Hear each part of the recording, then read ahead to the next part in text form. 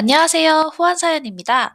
앞으로 재미, 감동, 사이다 사연 많이 가져올 테니 구독, 좋아요, 알림 설정 부탁드립니다. 감사합니다. 명절을 하루 앞둔 시댁의 주방은 이른 아침부터 매캐한 기름 냄새와 열기로 가득합니다. 대기업 과장으로 눈코 뜰 새 없이 바쁜 일상을 보냈던 지영 씨는 퇴근하자마자 옷도 갈아입지 못한 채 주방으로 직행했습니다. 싱크대 위에는 손질해야 할 나물과 생선, 그리고 산더미처럼 쌓인 고기들이 지영 씨의 손길을 기다리고 있죠. 지영 씨는 벌써 7년째 이 집안의 명절 음식을 도맡아 하며 손가락 마디마디가 쑤셔오는 통증을 참아내고 있습니다. 거실에서는 시어머니 박 여사가 여유롭게 TV 채널을 돌리며 잘 익은 감을 깎아 입에 넣습니다. 주방에서 들려오는 칼질 소리가 잦아들 때마다 박 여사는 고개를 돌려 감시하듯 며느리를 살피곤 하죠. 지영 씨의 이마에는 땀방울이 맺혔지만 누구 하나 수건을 건네주거나 수고한다는 말을 건네는 사람은 없습니다. 지영아, 너 이번 설에는 친정 갈 생각은 아예 하지도 말아라. 박 여사가 툭 던진 한마디에 지영 씨의 손이 순간 멈칫하며 칼날이 도마를 깊게 내리찍습니다. 어머니, 이미 일주일 전부터 말씀드렸잖아요. 이번에는 엄마가 몸이 많이 안 좋으셔서 꼭 가봐야 한다고요. 지영 씨가 조심스럽게 대답했지만 박 여사는 콧방귀를 뀌며 목소리를 높입니다. 얘가 무슨 소리를 하는 거냐? 내일 우리 집에 손님이 몇 명인데 종갓집 며느리가 집을 비워? 사돈이야 감기 좀 걸리신 거겠지. 유난 떨지 말고 내일 아침에 국거리나 잘 끓여놔라. 박 여사의 차가운 말에 지영 씨는 입술을 꽉 깨물며 끓어오르는 서러움을 삼켰습니다. 홀로 자신을 키워낸 친정엄마가 최근 들어 부쩍 기운이 없다는 소식을 들었기에 가슴 한구석이 바위로 눌린 듯 답답했습니다. 밤이 깊어갈수록 지영 씨의 허리는 끊어질 듯 아파오고 전을 붙이는 팬 위로 눈물 한 방울이 떨어질 뻔합니다. 그때 현관문이 열리며 술 냄새를 풀풀 풍기는 남편 상철 씨가 비틀거리며 들어옵니다. 상철 씨는 아내의 고생은 안중에도 없는지 거실 소파에 몸을 던지며 코를 골기 시작하죠. 박 여사는 술 취한 아들이 안쓰러운지 이불을 덮어주며 지영 씨에게 눈치를 줍니다. 쯧쯧, 내 아들 피곤한 것 좀 봐라. 너는 애가 들어왔는데 물 한 컵 안 떠다 주고 뭐하니? 어서 저 술병들이나 치워라. 지영 씨는 바닥에 뒹구는 빈 소주병들을 하나하나 주워 담으며 허탈한 웃음을 짓습니다. 새벽 2시가 되어서야 겨우 주방 정리를 마친 지영 씨는 차가운 거실 바닥에 잠시 몸을 뉘어봅니다. 잠깐 눈을 붙인 것 같지도 않은데 박 여사는 새벽 5시부터 지영 씨의 어깨를 흔들어 깨웁니다. 어서 일어나라. 식은 전들 다시 데우고 나물 묻혀야지.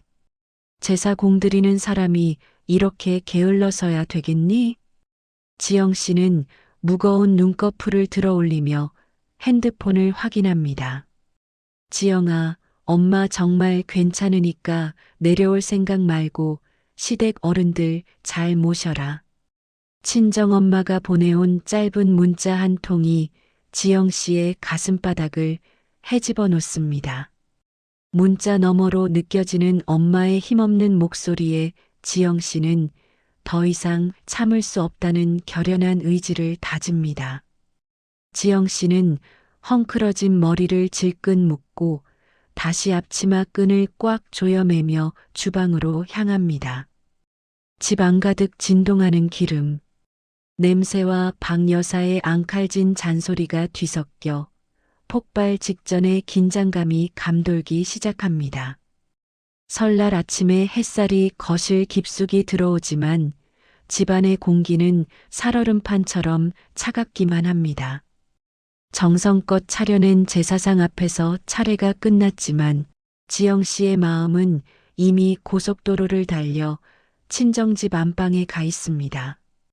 지영 씨는 조상님께 올린 술잔을 정리하자마자 미리 챙겨둔 가방을 현관 앞으로 옮겨 놓습니다. 그 모습을 지켜보던 박 여사는 떡국 그릇을 내려놓으며 숟가락 소리가 나도록 식탁을 내리칩니다.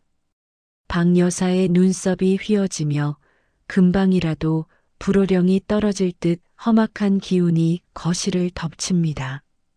어머니, 저 지금 바로 친정에 좀 다녀올게요. 엄마가 어젯밤부터 연락이 안 돼서 마음이 너무 안 좋아요. 지영 씨가 최대한 차분하게 말을 건넸지만 박 여사는 자리에서 벌떡 일어나 지영 씨의 앞을 가로막습니다. 너 지금 제정신이냐? 조상님 음복도 안 끝났는데 어딜 나간다는 거야? 손님들 들이닥치면 뒤치닥거리는 누가 하고? 지영 씨는 떨리는 손으로 차 키를 꽉 쥐며 한 걸음도 물러서지 않고 시어머니를 응시합니다. 이미 일주일 전부터 허락하신 일이잖아요. 남편이랑 같이 가기로 했으니 저 사람만 준비하면 바로 출발하겠습니다. 지영 씨의 말에 박 여사는 옆에서 눈치를 보던 아들 상철 씨를 매섭게 노려봅니다. 상철 씨는 엄마의 서슬 퍼런 기세에 눌려 아내의 시선을 피하며 바닥에 장판 문양만 발가락으로 긁어대죠. 상철아, 너도 한마디 해라. 네 마누라가 시어머니를 이렇게 무시하는데 가만히 있을 거야? 박 여사의 다그침에 상철 씨는 우물쭈물하며 기어들어가는 목소리로 지영 씨에게 말합니다. 지영아, 꼭 지금 가야겠어? 엄마 말씀대로 손님들 가시고 저녁에 천천히 가면 되잖아. 응? 남편의 무책임한 태도에 지영 씨의 가슴 속에서 무언가 툭 하고 끊어지는 소리가 들리는 듯 했습니다. 지영 씨가 가방을 메고 문으로 향하자 박 여사는 비명을 지르며 지영 씨의 가방끈을 낚아채 바닥으로 팽개칩니다. 내 아들 밥도 안 차려주고지 엄마만 챙기는 저 독한 것 좀 봐라. 네가 이 집 며느리 맞냐? 박 여사는 분에 못 이겨 씩씩거리더니 제사상 위로 달려가 배와 사과가 쌓인 접시를 손바닥으로 밀쳐버립니다. 바닥으로 떨어진 과일들이 요란한 소리를 내며 멍이 들고 제사상은 순식간에 난장판이 되어버립니다. 이럴 거면 제사고 뭐고 다 엎어라. 시어머니 말 안 듣는 며느리는 우리 집에 필요 없다. 당장 나가서 다시 오지 마. 박 여사의 고함에 온 집안이 쩌렁쩌렁 울리고 거실 바닥에는 으깨진 과일 조각들이 흉하게 널브러집니다. 지영 씨는 발치로 굴러온 사과를 물끄러미 바라보다가 차갑게 식은 눈빛으로 시어머니를 봅니다. 네, 어머니. 원하시는 대로 해드릴게요. 이제 제 걱정은 마시고 어머니 마음대로 하세요. 지영 씨는 뒤도 돌아보지 않고 현관문을 열고 나갔으며 복도에는 무거운 정적만이 남겨졌습니다. 현관문이 쾅 닫히는 소리와 함께 지영 씨가 떠나자 거실에는 숨막히는 정적만이 감돌 뿐입니다. 박 여사는 며느리가 정말로 자기 말을 거역하고 집을 나갈 줄은 꿈에도 몰랐기에 멍하니 서 있습니다. 방금까지 소리를 지르던 기세는 어디 갔는지 박 여사의 눈동자는 갈 곳을 잃고 파르르 떨리고 있죠. 바닥에는 멍든 배와 조각난 사과들이 마치 전쟁터의 파편처럼 흉물스럽게 흩어져 있습니다. 그제야 정신이 든 상철 씨가 깊은 한숨을 내쉬며 바닥에 주저앉아 과일들을 줍기 시작합니다. 엄마, 그러게 왜 접시까지 던지고 그러세요? 지영이 성격에 정말 안 돌아오면 어쩌려고요. 아들의 원망 섞인 투정에 박 여사는 오히려 적반하장으로 가슴을 치며 목소리를 높입니다. 너 지금 네 마누라 편드는 거냐? 저렇게 독종인 줄 알았으면 내가 애초에 허락도 안 했다. 저런 건 매를 들어야 고쳐지는 법이야. 박 여사는 씩씩거리며 흐트러진 머리를 매만지지만 손끝은 여전히 흥분으로 떨리고 있습니다. 그때 복도에서 경쾌한 발걸음 소리가 들리더니 초인종이 울리고 현관문이 열립니다. 세배를 드리러 온 박 여사의 시누이 박 고모 일행이 화사한 옷차림으로 들이닥친 것입니다. 거실로 들어서던 박 고모는 발바닥에 밟히는 으깨진 과일과 아수라장이 된 제사상을 보고 비명을 지릅니다. 어머나, 올케 언니. 이게 대체 무슨 난리예요? 제사상에 이게 무슨 짓이람. 당황한 박 여사는 체면을 차리기 위해 순식간에 표정을 바꾸며 손수건으로 눈가를 찍어냅니다. 아이고, 고모님 말도 마세요. 지영이가 친정 가겠다고 고집을 피우더니 내가 말린다고 제사상을 이 꼴로 만들고 나갔지 뭐예요. 상철 씨는 어머니의 새빨간 거짓말에 입을 벌린 채 바라보지만 박 여사의 매서운 눈초리에 질려 고개를 숙입니다.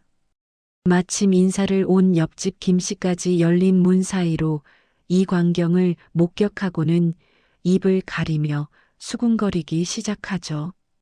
박 여사는 마을에서 쌓아온 본인의 이미지가 깎일까 두려워 더욱 과장되게 통곡하는 신용을 합니다. 세상에 요즘 며느리들 무섭다더니 정말 천하의 페류나가 따로 없네요. 올케 언니가 고생이 너무 많아.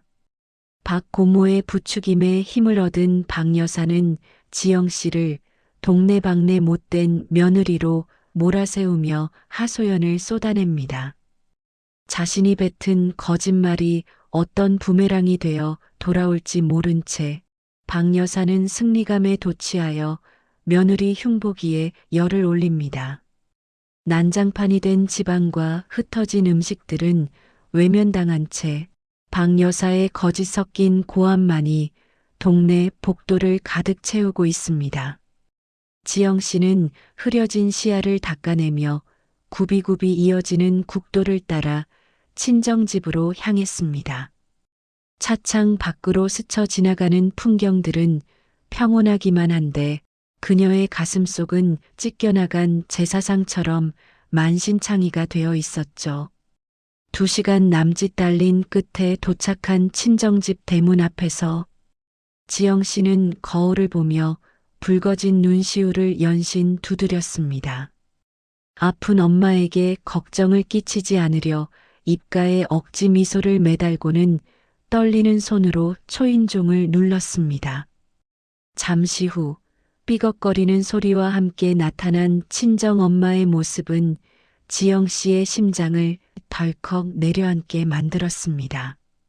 불과 몇 달 사이에 몰라보게 수척해진 엄마는 초점 없는 눈으로 딸을 바라보며 힘겹게 입술을 뗐습니다. 지영아, 네가 어쩐 일이냐? 시댁에서 한창 바쁠 시간인데 왜 혼자 왔어? 지영 씨는 엄마의 앙상한 팔을 붙잡으며 남편은 급한 회사 업무 때문에 조금 늦을 거라고 서툰 거짓말을 보탰습니다. 서둘러 들어간 부엌 식탁 위에는 옹기라고는 전혀 찾아볼 수 없는 허연, 죽 한 그릇이 덩그러니 놓여 있었습니다. 엄마는 딸이 올지도 모른다는 생각에 아픈 몸을 이끌고 나물을 묻혀두었지만 정작 본인은 삼킬 힘이 없어 죽만 끓여둔 것이죠. 지영 씨는 찬장 위에 놓인 엄마의 약봉지들을 하나하나 확인하며 자신이 그동안 얼마나 무심했는지 자책했습니다. 엄마는 걱정하지 마라. 사위 좋아하는 갈비를 못 해줘서 그게 제일 미안하네. 엄마는 오히려 제 걱정은 뒤로 한 채 사위 안부를 물으며 딸의 손등을 거친 손으로 쓰다듬었습니다. 지영 씨는 터져 나오려는 울음을 참기 위해 급히 화장실로 들어가 세면대 물을 세게 틀어놓았습니다. 거센 물줄기 소리에 슬픔을 묻어두고 소리 죽여 오열하던 지영 씨는 차가운 물로 세수를 하며 마음을 다잡았습니다. 다시 거실로 나왔을 때 엄마는 거친 숨을 몰아쉬며 가슴을 움켜쥐고 소파에 기대어 있었습니다. 상황이 심상치 않음을 직감한 지영 씨는 떨리는 손으로 엄마의 겉옷을 챙기며 병원에 갈 준비를 서둘렀습니다. 시댁에서 겪은 수모보다 엄마를 홀로 두었다는 죄책감이 지영 씨의 온몸을 날카로운 가시처럼 찔러대고 있었습니다. 그녀는 이제 더 이상 착한 며느리라는 가면 뒤에 숨지 않겠다고 오직 엄마만을 지키겠노라 다짐하며 집을 나섰습니다. 시댁 거실에 모여 앉은 박 고모와 친척들은 지영 씨를 성토하며 한바탕 입방아를 찧어댔습니다. 박 여사는 사람들의 부추김에 우쭐해진 나머지 동네 경로당으로 가서 이 사실을 더 널리 알리기로 마음먹었죠. 화려한 모피 코트를 걸치고 나서는 박 여사의 얼굴에는 며느리를 쫓아냈다는 승리감이 훈장처럼 빛나고 있었습니다. 경로당 문을 열자마자 박 여사는 기다렸다는 듯이 가슴을 치며 비련의 시어머니 연기를 시작했습니다. 모여있던 노인들은 눈을 커다랗게 뜨고 박 여사의 자극적인 이야기에 귀를 쫑긋 세우며 맞장구를 쳤습니다. 글쎄, 그 독한 것이 내 아들 앞길 막으려고 제사상을 발로 차서 엎어버렸다니까요.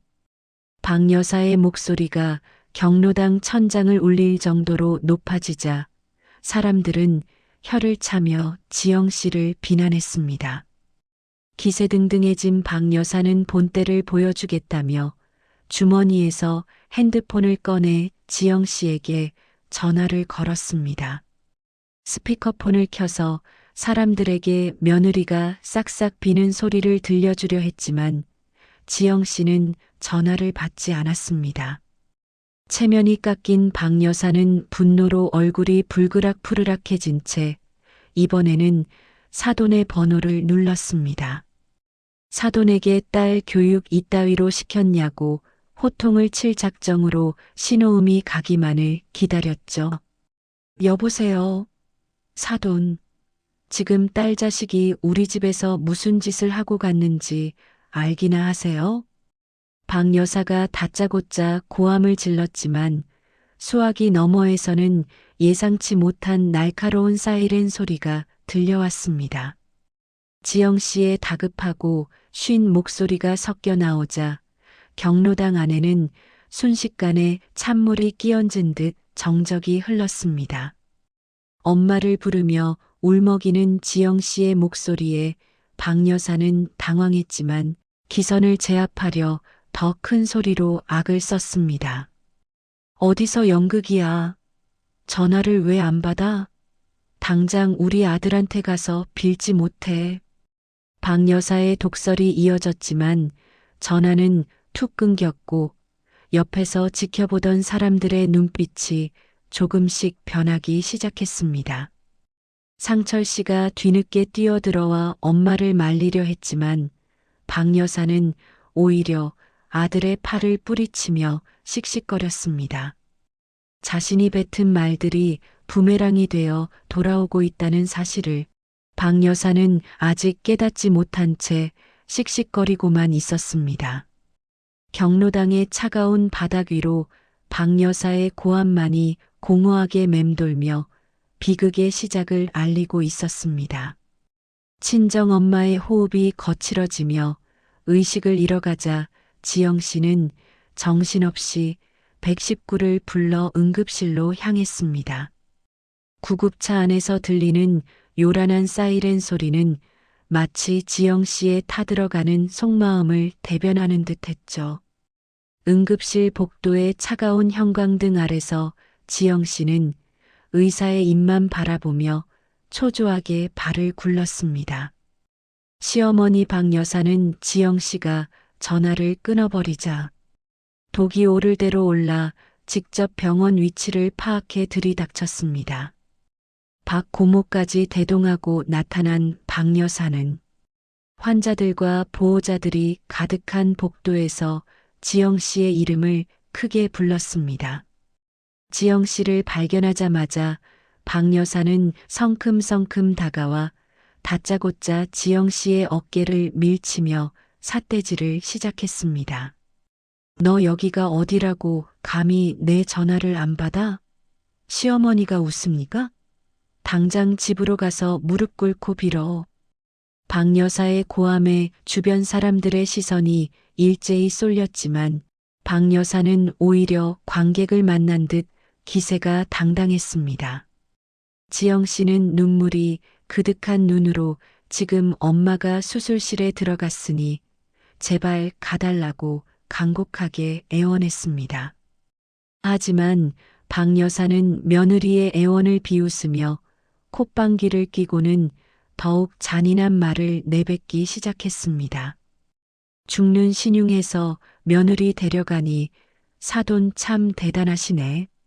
명절에 재수없게 병원이 뭐냐, 병원이. 그 순간 지영 씨의 눈빛이 서늘하게 가라앉으며 박 여사의 몰상식한 행동을 촬영하던 주변 사람들의 핸드폰이 번뜩였습니다. 지영 씨는 더 이상 참지 않겠다는 듯 박 여사의 손가락을 차갑게 쳐내며 마지막 경고를 날렸습니다. 수술실 문이 열리는 찰나에도 박 여사의 욕설은 멈추지 않았고 지영 씨는 그제야 가방 속에 핸드폰을 꽉 쥐었습니다. 병원 복도의 무거운 공기 속에서 지영 씨의 인내심은 이제 완전히 바닥을 드러내고 있었습니다. 박 여사의 아나무인 격인 고함이 응급실 복도를 가득 채우자 지영 씨는 떨리는 손으로 가방 속 스마트폰을 꺼냈습니다. 그녀는 더 이상 울지도 애원하지도 않는 서늘한 눈빛으로 시어머니를 똑바로 응시하며 화면의 재생 버튼을 눌렀죠. 순간 병원 복도의 소음을 뚫고 박 여사의 앙칼진 목소리가 스피커를 통해 날카롭게 울려 퍼지기 시작했습니다. 이럴 거면 제사상 다 엎어라. 시어머니 말 안 듣는 며느리는 필요 없다. 하는 소리와 함께 접시가 박살나는 생생한 소음이 터져 나왔습니다. 박 여사가 며느리에게 퍼부었던 입에 담지 못할 욕설과 패륜적인 폭언들이 한마디도 빠짐없이 복도에 울려 퍼졌습니다. 조금 전까지 지영 씨를 몰아세우던 박 여사의 안색은 순식간에 잿빛으로 변했고 입은 반쯤 벌어진 채 굳어버렸죠. 주변에서 이 상황을 지켜보던 환자 가족들과 간호사들은 경악스러운 표정으로 박 여사를 위아래로 훑어보았습니다. 옆에서 맞장구를 치던 박 고모는 사태가 심상치 않음을 직감하고는 슬금슬금 뒷걸음질을 치며 군중 속으로 숨어버렸습니다. 어머니, 방금 이 목소리 주인공이 누구인지 여기 계신 분들이 다 아시는 것 같네요. 지영 씨의 차분한 목소리는 오히려 박 여사의 가슴에 비수처럼 꽂혔고 박 여사는 당황해 지영 씨의 팔을 붙잡으려 했습니다. 너 이거 당장 꺼. 어른 장난치는데 이게 무슨 무례한 짓이야. 당장 지우지 못해? 박 여사가 씩씩거리며 핸드폰을 뺏으려 들었지만 지영 씨는 가볍게 몸을 피하며 차가운 미소를 지었습니다. 장난이라고요? 저는 이 파일을 시댁 친척들이 모두 모인 단톡방과 아파트, 부녀의 커뮤니티에 지금 바로 올릴 생각입니다. 지영 씨의 선언에 박 여사는 무릎에 힘이 풀린 듯 휘청거렸고 주변에서는 세상에 저 할머니가 직접 엎어놓고 며느리 탓을 한 거야? 하는 수군거림이 들려왔습니다. 박 여사는 그제야 자신이 판 무덤이 얼마나 깊은지 깨달은 듯 사색이 되어 지영 씨의 옷소매를 붙잡고 애걸복걸하기 시작했습니다. 하지만 지영 씨는 단호하게 그 손을 뿌리친 뒤 다가오는 보안 요원에게 시어머니를 가리키며 쫓아내 달라고 요청했습니다.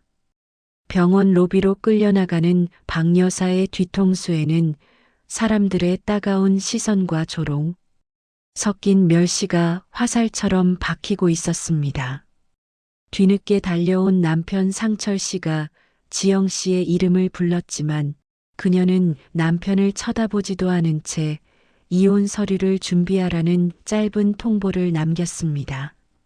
3시간 전만 해도 세상을 다 가진 듯 기세등등했던 박 여사는 병원 바닥에 주저앉아 자신의 실책을 한탄하며 통곡했습니다. 병원에서 일어난 소동은 명절 연휴가 끝나기도 전에 온 동네와 친척들 사이로 걷잡을 수 없이 퍼져나갔습니다. 지영 씨가 공유한 녹음 파일은 박 여사가 공들여 쌓아온 현모양처와 인자한 시어머니라는 가면을 단숨에 벗겨버렸죠. 박 여사는 혹시나 하는 마음에 시장에 나갔지만 마주치는 이웃마다 고개를 돌리거나 자기들끼리 귓속말을 주고받으며 박 여사를 피했습니다. 평소 친하게 지내던 김 씨조차 박 여사를 보자마자 세상 무서워서 말도 못 섞겠네라며 대놓고 면박을 주고는 가버렸습니다. 항상 박 여사 편을 들며 부추기던 박 고모 역시 전화를 받지 않더니 나중에는 아예 번호를 차단해버리는 비정함을 보였습니다. 박 여사는 집안의 적막함이 무서워 TV를 크게 틀어보지만 화면 속 연예인들의 웃음소리가 마치 자신을 비웃는 조롱처럼 들려왔습니다. 엄마, 대체 왜 그러셨어요? 이제 친가 쪽 사람들도 나만 보면 고개를 내저어요. 내 인생 어떡할 거냐고요. 술에 취해 들어온 아들 상철 씨는 거실 바닥에 주저앉아 머리를 쥐어뜯으며 어머니를 향해 울분을 토해냈습니다. 박 여사는 아들의 원망 섞인 외침에 가슴이 철렁 내려앉았지만 여전히 자신의 잘못보다는 며느리의 독함을 탓하며 입술을 부르르 떨었습니다. 하지만 텅 빈 거실 구석에는 지영 씨가 나갈 때 미처 치우지 못한 접시 파편 하나가 반짝이며 박 여사의 죄를 증명하고 있었죠. 박 여사는 밤마다 환청처럼 들려오는 제사상 엎어라 하는 자신의 목소리에 시달리며 뜬 눈으로 밤을 지새우기 일쑤였습니다. 가장 믿었던 아들마저 짐을 싸서 집을 나가버리자 대궐 같던 아파트는 순식간에 차가운 감옥으로 변해 박 여사를 짓눌렀습니다. 자신이 뱉은 거짓말의 늪에 스스로 빠져버린 박 여사는 이제 그 누구에게도 위로받지 못하는 외톨이가 되어버렸습니다. 체면과 자존심을 목숨처럼 여기던 노파에게 이웃들의 멸시와 자식의 외면은 그 어떤 매질보다 고통스러운 형벌이었습니다. 박 여사는 차가운 방바닥을 긁으며 뒤늦은 후회의 눈물을 쏟아냈지만 이미 엎질러진 물을 되돌리기엔 너무 늦어버린 뒤였습니다. 동네 사람들은 이제 박 여사의 집 앞을 지날 때마다 그 미친 시어머니. 집이라 부르며 손가락질을 멈추지 않았습니다. 평생을 바쳐 지켜온 박 여사의 세계는 3시간 만에 터진 녹음. 파일 하나로 인해 처참하게 무너져 내리고 있었습니다. 다행히 응급 처치가 빨랐던 덕분에 지영 씨의 친정엄마는 죽음의 문턱에서 돌아와 일반 병실로 옮겨졌습니다. 지영 씨는 엄마의 수척한 얼굴을 수건으로 닦아내며 지난 7년 동안 시댁의 종노릇을 하느라 정작 소중한 사람을 돌보지 못한 자신을 깊이 반성했습니다. 병원 복도에는 남편 상철 씨가 보낸 수백 통의 사과 문자와 음성 메시지가 쌓여갔지만 지영 씨는 단 한 번도 확인하지 않았죠. 상철 씨는 매일같이 꽃바구니와 죽을 들고 병실 앞을 서성였으나 지영 씨는 보안 요원을 통해 그의 출입을 철저히 차단했습니다. 지영 씨는 병상 옆에 앉아 변호사와 상담하며 이혼 소송과 함께 시어머니에게 청구할 위자료 서류를 차근차근 검토했습니다. 친정엄마는 의식을 회복한 뒤 딸의 이혼 결심을 전해 듣고는 오히려 지영 씨의 마른 손을 꼭 잡으며 고개를 끄덕여 주었습니다. 내 딸 지영아, 그동안 무거운 짐 혼자 지느라 고생 많았다. 이제는 남의 눈치 보지 말고 오직 너로 살거라. 엄마의 따뜻한 한마디에 지영 씨는 시댁에서 참아왔던 모든 서러움을 쏟아내듯 엄마의 품에 안겨 아이처럼 울었습니다. 퇴원 후 지영 씨는 그동안 대기업에서 성실히 모은 적금과 위자료를 합쳐 친정집 근처에 소박하지만 예쁜 카페를 열 계획을 세웠습니다. 지영 씨는 이삿짐을 정리하며 시댁에서 가져왔던 낡은 옷가지와 물건들을 미련 없이 쓰레기 봉투에 담아버렸습니다. 과거의 굴레를 벗어던진 지영 씨의 얼굴에는 7년 만에 처음으로 생기가 돌았고 입가에는 평온한 미소가 피어났죠. 명절의 악몽 같던 기억은 점차 흐려지고 지영 씨의 눈앞에는 엄마와 함께할 따스한 봄날의 풍경이 그려지기 시작했습니다. 지영 씨를 찾아온 친구들은 용기 있는 선택을 한 그녀를 진심으로 응원하며 병실 안을 유쾌한 웃음소리로 가득 채웠습니다. 이제 지영 씨는 누군가의 며느리나 누군가의 아내가 아닌 오직 자기 자신의 이름으로 당당히 세상에 발을 내디뎠습니다. 그녀는 더 이상 독한 며느리라는 수식어에 상처받지 않으며 스스로의 행복을 위해 살아가기로 굳게 다짐했습니다. 창밖으로 보이는 푸른 하늘은 마치 지영 씨의 앞날을 축복하듯 눈부시게 빛나고 있었습니다. 지영 씨는 엄마가 직접 끓여준 따뜻한 국물을 마시며 비로소 진정한 집에 돌아왔음을 느꼈습니다. 지영 씨가 떠난 지 어느덧 1년이라는 시간이 흘러 다시 민족의 명절 설날이 찾아왔습니다. 박 여사의 넓은 아파트는 예년의 북적거림은커녕 냉기만 감도는 적막한 공기 속에 잠겨 있습니다.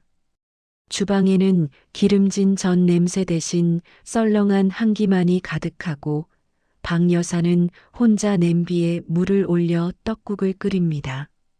지방으로 발령을 자원해 내려간 아들 상철 씨는 바쁘다는 핑계로 이번 명절에도 오지 않겠다는 짧은 문자만 남겼죠.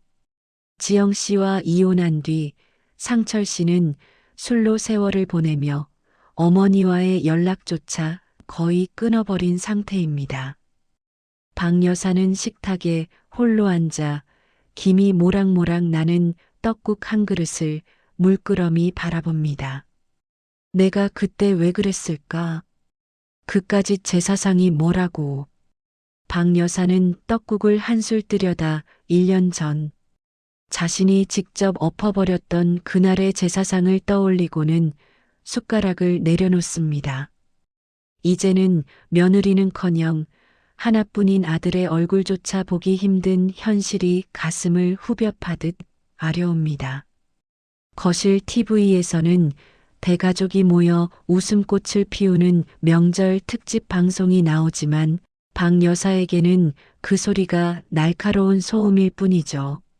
문득 복도에서 도어록 누르는 소리가 들리자 박 여사는 혹시나 아들일까 싶어 맨발로 현관까지 달려나갑니다. 하지만 문 밖에는 차가운 얼굴의 배달원만 서 있을 뿐 기대했던 가족의 온기는 어디에도 없었습니다. 박 여사는 거울 속에 비친 초라하고 늙어버린 자신의 모습을 보며 모든 것이 본인의 오만과 욕심이었음을 인정합니다. 같은 시각 지영 씨는 푸른 바다가 내려다 보이는 비행기 좌석에 앉아 엄마의 손을 꼭 맞잡고 있습니다. 그녀는 지난 1년 동안 열심히 운영한 카페의 수익을 모아 엄마와 함께 평생 꿈꿔온 해외여행을 떠나는 길이죠. 지영 씨의 얼굴에는 예전의 고단함은 찾아볼 수 없고 여행에 대한 설렘과 행복한 미소만이 가득합니다. 비행기 안에서 엄마와 나란히 앉아 건배를 나누는 지영 씨의 모습은 눈부시게 아름답고 평화롭습니다. 자신이 판 무덤에 갇혀 홀로 눈물 짓는 박 여사와 스스로의 힘으로 행복을 찾은 지영 씨의 인생은 그렇게 갈라졌습니다. 뿌린 대로 거두고 지은 대로 받는다는 옛말을 증명하듯 두 여자의 명절 풍경은 완전히 엇갈린 채 마침표를 찍습니다.